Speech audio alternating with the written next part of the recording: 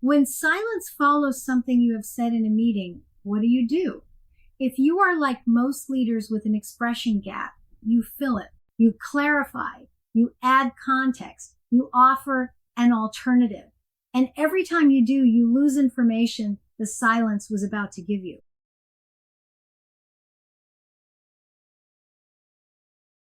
The 30 seconds after you stop speaking contain more information than anything you said.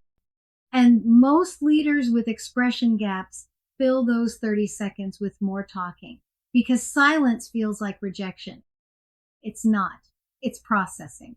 And learning to tell the difference changes everything about how your communication lands.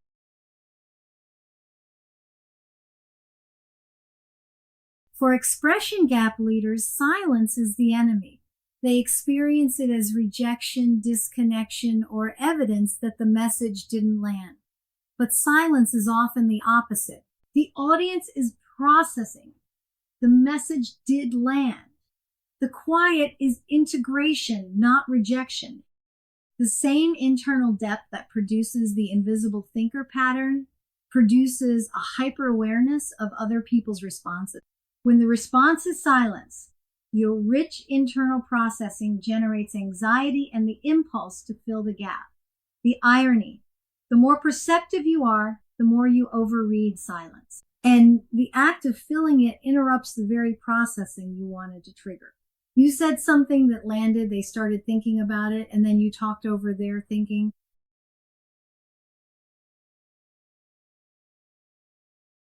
Your perceptiveness is a strength. The reflexive filling is the habit to change. You're not wrong to notice the silence. You're wrong to assume it means something bad. Most silence in professional settings is processing, not resistance. But expression gap leaders project their own internal intensity onto the audience. They assume the silence carries the same weight inside other people's heads that it carries inside theirs. It usually doesn't. It's just thinking time. And the exercise you're about to learn builds the ability to tell the difference between the two so you can respond appropriately instead of just reactively.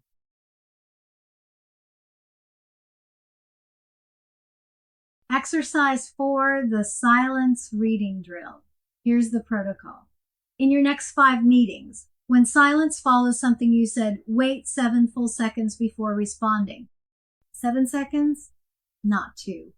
Not 3. 7. It will feel like an eternity. That's the point. Those 7 seconds aren't for composing your next thought. They're for observing, watching faces, body language, micro movements, reading the room instead of filling it. If you spend those 7 seconds mentally rehearsing what to say next, you've missed the entire exercise.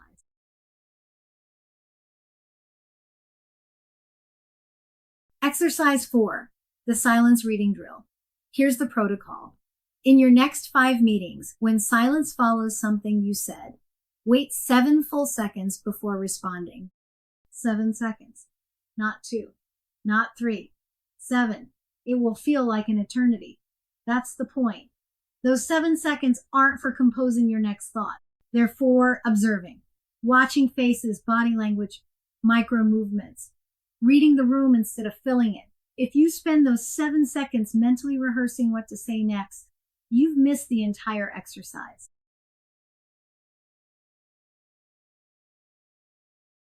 Processing silence needs space, more waiting. Let them finish thinking. If you jump in, you cut off the integration. Objection silence needs inquiry. What's coming up for you? If you wait too long on objection silence, the resistance hardens. Expression gap leaders treat both types identically. Fill with more words. The drill builds the ability to read the type and respond accordingly instead of reacting to the discomfort with a verbal reflex. One common mistake, waiting 7 seconds mechanically, but spending those seconds composing the next thing to say. That's not observation. That's just delayed talking. The 7 seconds are for reading signals, not preparing a response.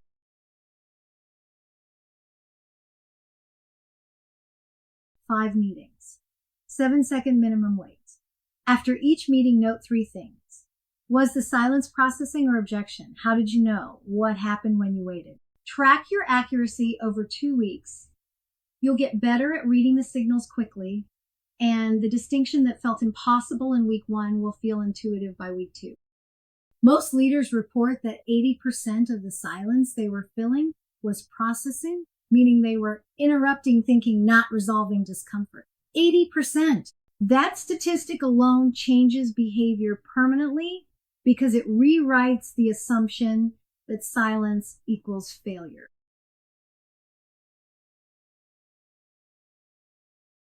Step back and see the full picture of what you've built in this module so far. Decision narration makes your reasoning visible. Expression calibration makes your feelings visible. The silence reading drill makes the audience's response visible. All 3 close the same expression gap from different angles. You're not learning 3 separate skills. You're building 3 facets of one capability, the ability to see and be seen accurately in professional conversation.